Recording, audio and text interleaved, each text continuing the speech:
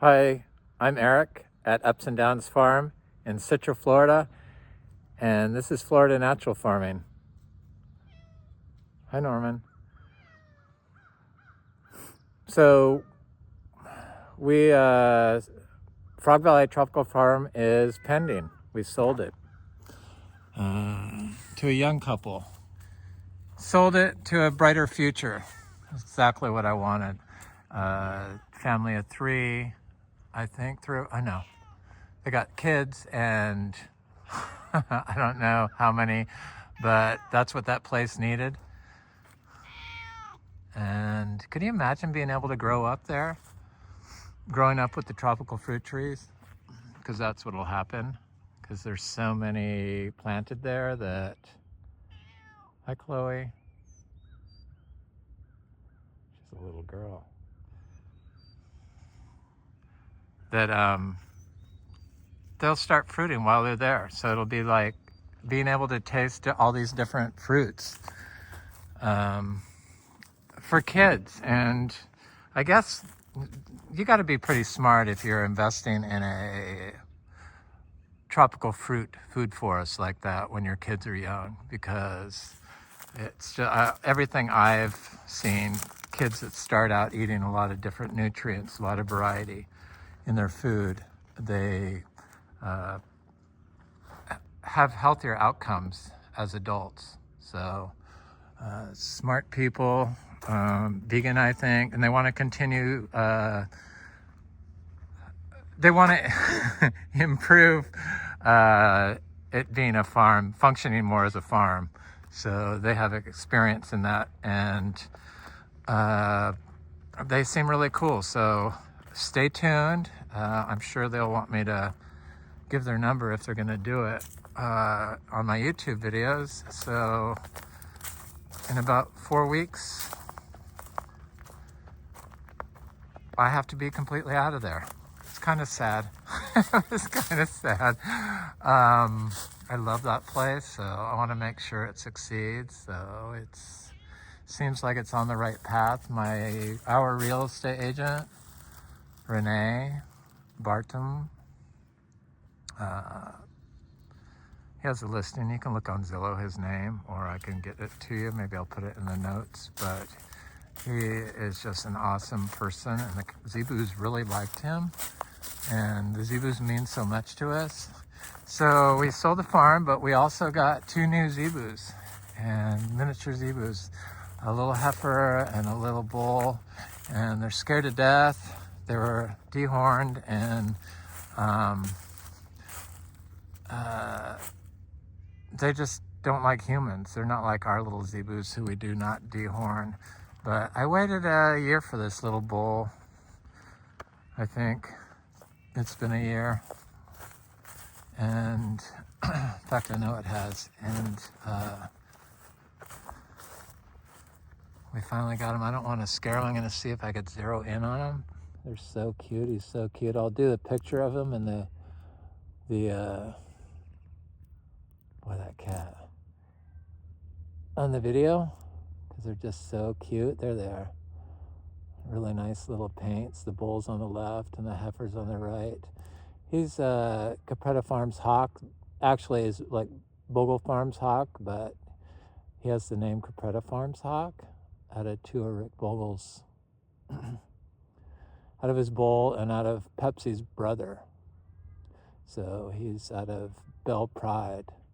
So we're going to be a miniature zebu farm. It's what we love. The zebu is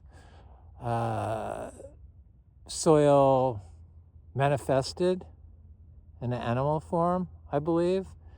And these are like sacred little beings that are so sweet and incredible and nice. And we just love them so much that we wanted to give up our tropical fruit farm and focus on them. So we bought this incredible farm to do that.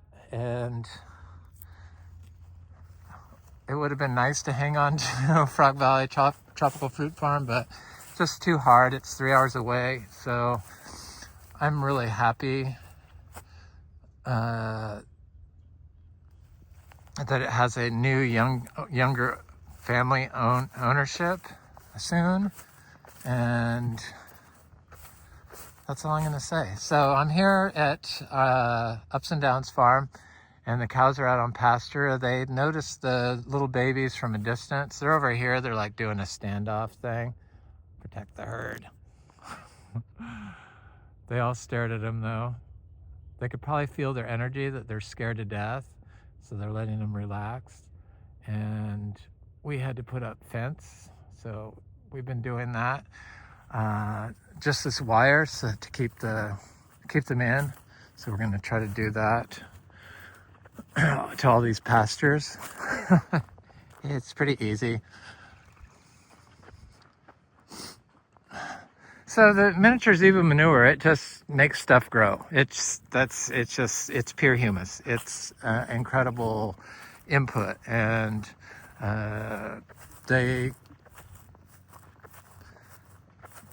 have to be holistically grown. So we rotationally graze our cows. That's why we have all these separate pastures, and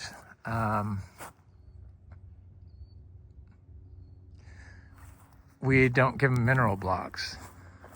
I don't believe in stacking minerals. It's the biology that you want to focus on. And to get the biology, you have to have diversity of plants. And if you have diversity of plants, everything else falls in order. So diversity of plants is diversity of microbial life that adds to most of the life in the system. So if you have a great range of microbial life, you have every nutrient known. So it provides the mineral, it provides everything. That's all you need to build is the microbial life. And so we have this habanero pepper growing in this. It's been 30, they said 30 degrees and 31 and 32 for a lot of nights. But this pepper is growing in the old chicken coop. So beautiful. It didn't freeze. It's never been watered. It's grown with these other plants.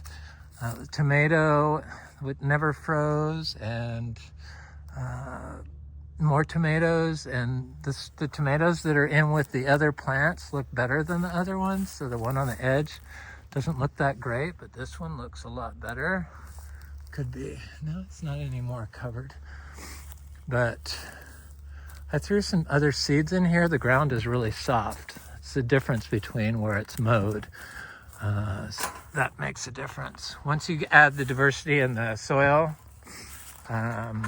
you get there's another pepper here. You get the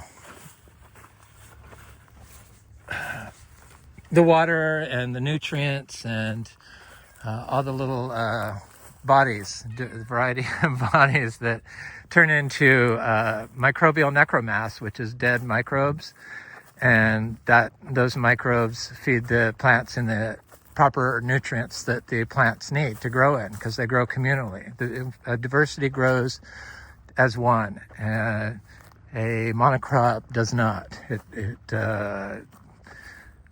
creates antagonistic relationships between the roots of the same plant when planted in a monocrop. So it has a negative effect.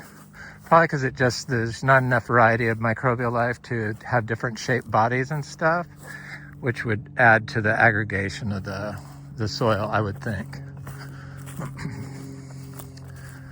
It's amazing that Florida used to be like such a premier citrus growing region, and around here, where it's mostly wild, I mean, it's like really wild here. There's bear here and other things, and it's freaking gorgeous.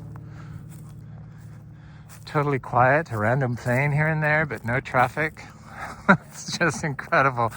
It's cold though. So I'm thinking that I can plant Garcinia trees in this forest. Pretty sure. I know I can plant citrus in there. Around here, there's citrus that grows big and fruits in people's yards. They're not spraying Roundup and other herbicides, and they sprayed it here. guaranteed I could see where they sprayed it around the arenas.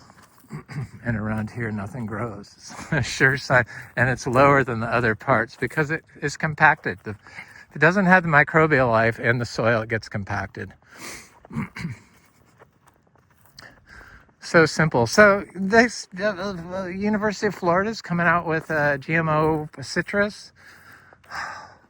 I grow seed-grown citrus. That's going to like try to cross with every citrus known and create a horrible monocrop. Just seems so wrong. Makes me wonder, I mean, have they had a right outcome yet? And this is the one savior, the one thing that's going to save citrus, so turn it all into one. Because that's what happens with GMOs. They cross with everything and everything turns into a GMO. But I'm sure they could make it where they can't be sexually reproductive, but they don't do that. It's bizarre. Anyway, I'm not going to get into what I don't really know. I just assume that the potatoes are doing good. Look at this vegetable garden.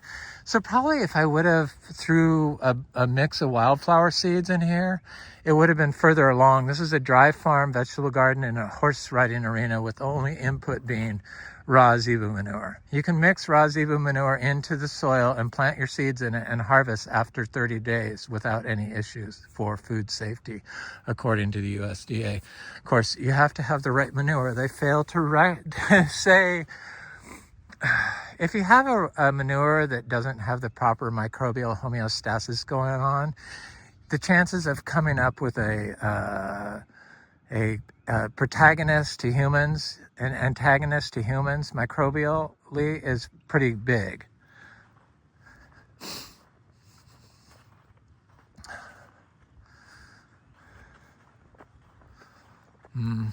But if it's raised correctly and the manure homeostasis is in balance, it doesn't have a microbial dysbiosis going on, then the outcome it helps. It's not antagonistic to humans because the biology is already balanced, and our system can see that it's balanced. So you're not going to get a pathogen in the, because it's neutralized. But yet they still use pollution and wonder why people get sick. So that's all it's from. It's from the pollutants that weakens the metabolism in your food. And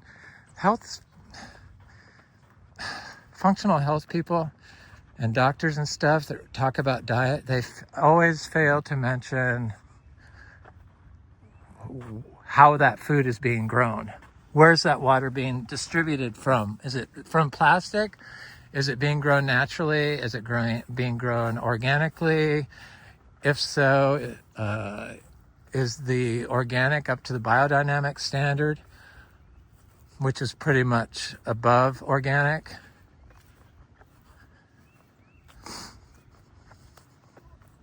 I mean, you need to know all these things.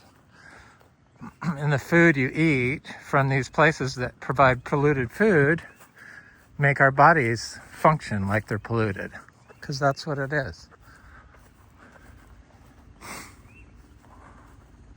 I could tell a huge difference between before I had Frog Valley Farm and after I had Frog Valley Farm, and I know a lot of it has to do with the nutrients I consumed and the mix, the teas I drank. So stuff's looking good here. I forgot to look at the bananas. They're looking good. No freeze. Look at the bananas even around the house. This is kind of not normal. There's flowers on them and there's bananas on there. And all the bananas I see around here are all fried. But I guess we're a little warmer because of all this microbial life. Microbial life generates heat. More microbial life, the warmer your system is. And because that's energy, they release energy. So all this biomass is all microbial life, 90%, up to 90%. I know I can grow the Garcinias here, I'm positive. I'm thinking maybe possibly to grow cacao up here. I'm going to try it. I got to get some seeds from Montoso Gardens. But yeah, the bananas look good. Thank you, Frog Valley Farm. I can't get any more plants from there. Now it's all about cleaning and getting stuff organized at the house and out of there. So yeah, the bananas look good. See them? No frost, still growing, no water. Yeah, how your water is delivered to your plant has to be talked about because of plastic pollution that enters plant cells and enter our cells when we eat the food or drink the water that's had plastic delivery. Nanoparticles, and they're the most dangerous. So this is the part of all those I left intact as much as I could. You know, I dug them up, and then there was like 60 in this group, the tall ones. And then these over here I left short or cut. And I planted first, and there's 100 over here. And they're doing okay. They're still green. I know they're okay. Nothing's been burnt. They don't look as good. Some have sent out leaves, but all of them will, I'm positive, or a new sprout, because they were all pretty big. But I see lots of green. And this is after 30 degrees. Supposedly. It was pretty cold. It's pretty cold today. It feels a little bit better though.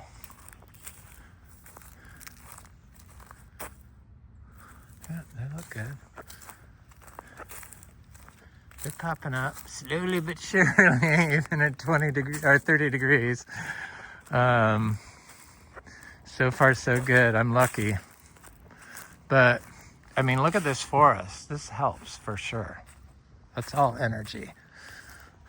And it's a diverse plant in basically a dead soil. It's like compacted, and because they raked it and they drove all over it. So probably parked up here, I would guess. But bananas will start fixing that. And then I put down some zebu manure. Not a lot, just a little bit. It's pure humus. That's all it is. It's not like a regular cow. It's different, totally different. It's nice stuff.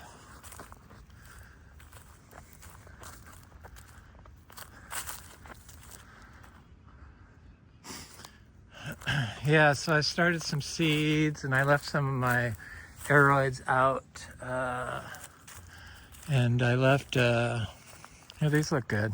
So there's 100 of these these short ones over here. And then I planted some cassava, but none of the cassava came up. Maybe that was too cold for it, I don't know. I imagine it will. The bromeliads look good.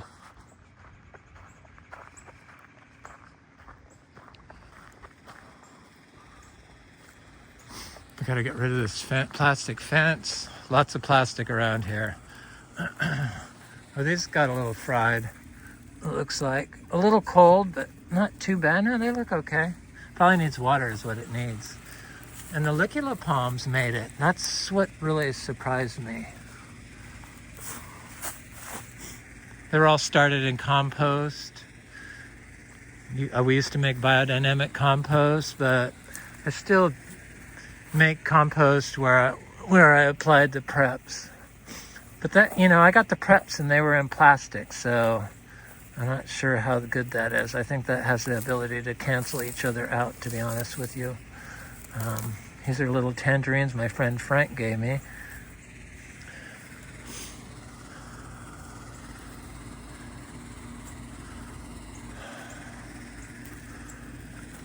This is Philodendron domesticum after 30 degrees, and pretty much no protection.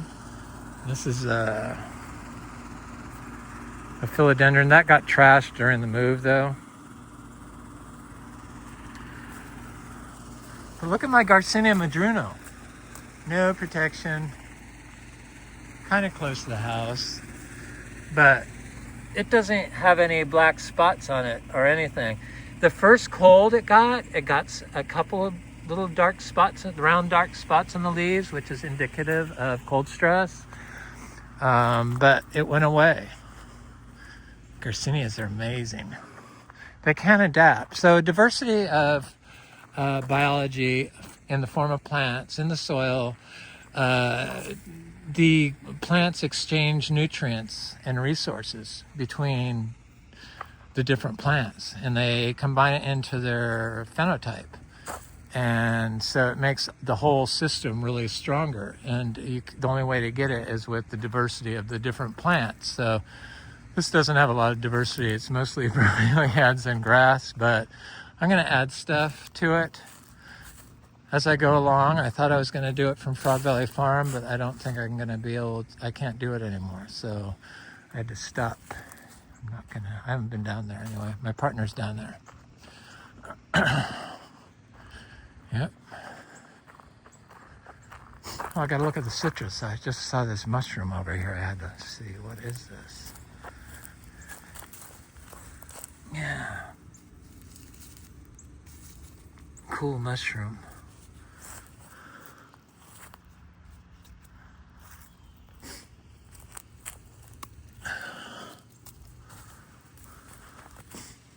A lot of mushrooms that grow through here, so hopefully the system, because the mushrooms will pick it up, and nothing worse for fungi in the soil, arbuscular mycorrhizal fungi in the soil, and then driving on it, and the saprophytic fungi that live in the soil.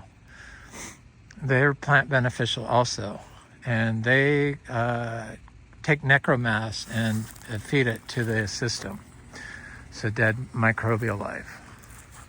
They're like the highways because they're all water, but when you drive all over everything, it compacts everything, or you have roads that like cut off your system. Everything gets compacted. Eventually it can grow a thin layer of regenerative that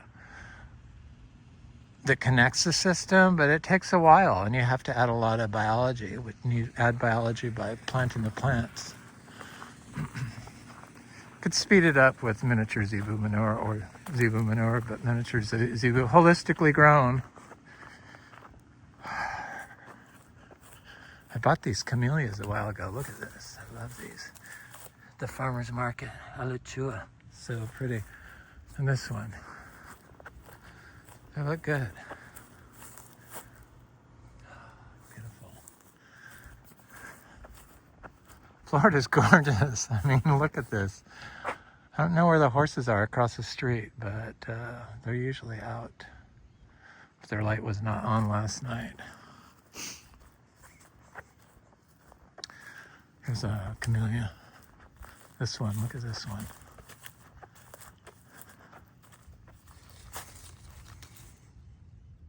Beautiful. Probably looks like there was some there. They made them cut down when they sold the house. So here's our citrus over here. Still bananas. I stopped the bananas like right there over here. I'm going to just get the rest of them from here, multiply from in here like I did Frog Valley Farm. And got up to 500 bananas that I divided. But here I'm going to divide them from Ups and Downs Farm. This citrus is really good. It's clementine. It's delicious. I need to pick up this fruit on the ground.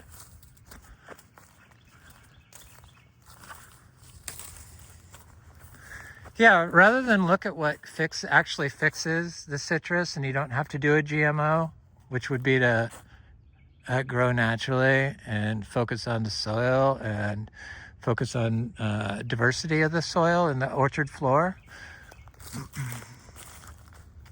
And that would cure or keep greening in check.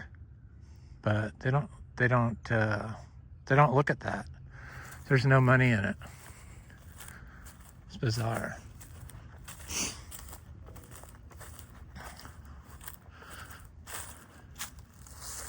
Yeah, the citrus looks good. So there's 4 citrus. One of them doesn't look so good. This is a grapefruit, and this is something else. Grapefruit's in full shade. I've seen huge citrus around here growing in people's yards. This one looks haggard. This one had greening for sure. Anyway, that's it. I'm Eric at Ups and Downs Farm, and Frog Valley Tropical Fruit Farm has a new owner, and well, soon to be new owner. It's in escrow, and they're going to carry on with the healthy grow methods, and I believe they're going to be open to the public. I'll let you know what I find out, but we have to get out of there, so that's what we're doing. And those are our miniature zebus, our new little babies. Capretta Farms Hank, our future herd bull, and his little girlfriend Butterbean. Hopefully they'll get tame. I don't know, they're kind of squirrely. I'll talk to you later. Have an excellent day. Thanks for watching.